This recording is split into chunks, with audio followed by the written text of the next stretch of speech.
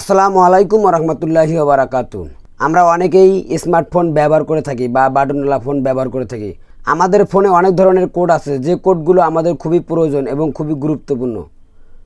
আমাদের সেই কোডগুলো অনেক সময় প্রয়োজন হয়। সেই কোডগুলো কি আমি আপনাদেরকে এই ভিডিওতে দেখিয়ে দেব এবং বলে দেব কি কাজ।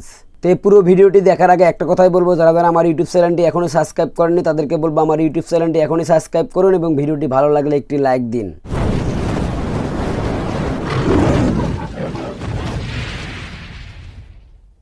প্রথম যে কোডটি দেখিয়ে দেবো সেই কোডটির কাজ কি, অর্থাৎ আপনার ফোনে যদি এই কোডটি ডায়াল করে দিয়ে থাকে কেউ বলতে হয়তো আপনার বন্ধু বা আপনার কোনো শত্রু, এই কোডটি ডায়াল করলে কি হবে, অর্থাৎ আপনার ফোনে যদি কেউ ফোন দেয় সেই ফোনটি সেই ব্যক্তির ফোনে চলে যাবে, যে ব্যক্তি এই কোডগুলো ডায়াল করেছে আপনার ফোনে। আপনারা সেটা কিভাবে চেক করবেন এবং বন্ধ করবেন? আপনারা কি করবেন, আপনার ফোনের কল বারে চলে যাবেন। তারপরে আপনারা ডায়াল প্যাডে তুলবেন *#21#, তারপরে ডায়াল করবেন আপনার যে সিম সেই সিম সিলেক্ট করে। তারপরে দেখতে পারবেন কল ফরওয়ার্ডিং ভয়েস, একটি নাম্বারে আমার এটা চালু করা আছে, অর্থাৎ আমার ফোনে যদি কেউ ফোন দেয় এই সিমে, সেই ফোনটি এই নাম্বারে চলে যাবে। সেটা কিভাবে বন্ধ করব, অর্থাৎ আমার ফোনে যে কেউ ফোন দিলে তার ফোনে চলে যাবে, এটা আমাকে বন্ধ করতেই হবে। সেটা কিভাবে? আবার আমরা কি করব, ডায়াল প্যাডে #002#, এটা ডায়াল করব, যে সিম সেই সিম সিলেক্ট করব। তারপরে দেখতে পারবো কল ফরওয়ার্ডিং ইউজ সাকসেসফুল, অর্থাৎ আমার এটা সাকসেসফুল হয়েছে। এখন আর কোনো ফোন নাম্বারে আমার ফোনে ফোন দিলে সেই ফোনটি অন্য কোনো নাম্বারে যাবে না, অর্থাৎ আমার ফোনে আসবে। এভাবে আপনারা আপনাদের ফোনের কল ফরওয়ার্ডিং বন্ধ করতে পারবেন। 2 নম্বর যে কোডটি দেখিয়ে দেবো, কল বারে চলে যাব। তারপরে আমরা এখানে লিখব, অর্থাৎ তুলব *4636, তারপরে #, তারপরে অটোমেটিক নিয়ে নেবে। তারপরে এখানে আপনাকে 3টে অপশন শো করবে, ফোন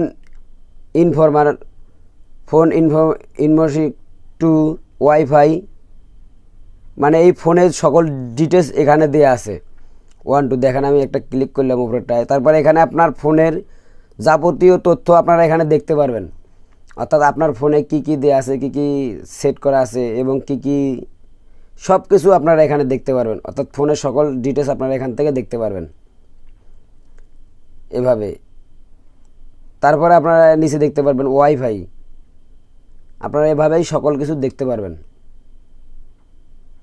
3 নম্বরে যে কোডটি দেখাবো, আমরা আমাদের ফোনের কল ডায়াল প্যাডে চলে যাব আবারও।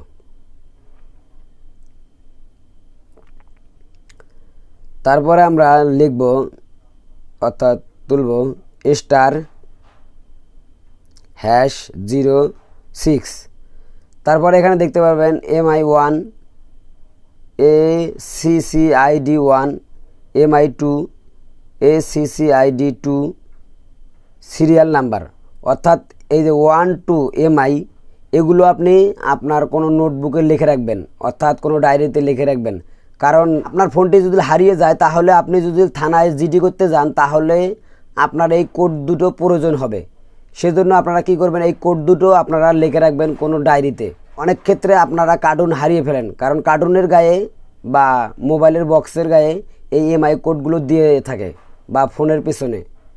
সেজন্য বলবো, যাদের কার্টুন হারিয়ে গেছে বা ফোন হারিয়ে গেছে তারা এই কোডগুলো লিখে রাখতে পারেন। 4 নম্বরে যে কোডগুলো দেখিয়ে দেবো, এই কোডগুলোর কাজ কি?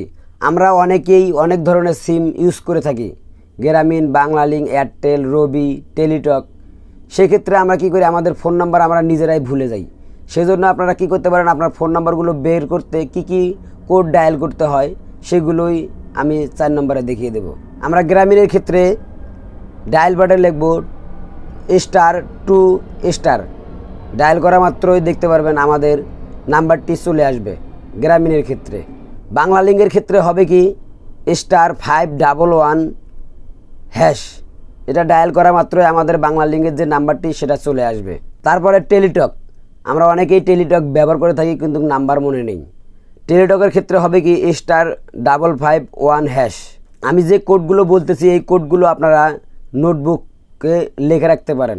রবির ক্ষেত্রে হবে কি *140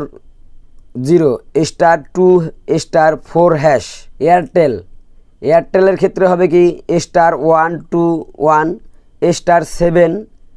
*7*3#। আপনারা কোডগুলো ভালো করে মনে রাখুন এবং লিখে রাখুন। এভাবে ডায়াল করলে আপনাদেরকে আপনার নাম্বারটি সরাসরি দেখিয়ে দিবে। ভিডিওটি দেখে যদি আপনাদের ভালো লেগে থাকে তাহলে আমার ইউটিউব চ্যানেলটি সাবস্ক্রাইব করবেন এবং ভিডিওটি শেয়ার করবেন। সবাইকে ধন্যবাদ।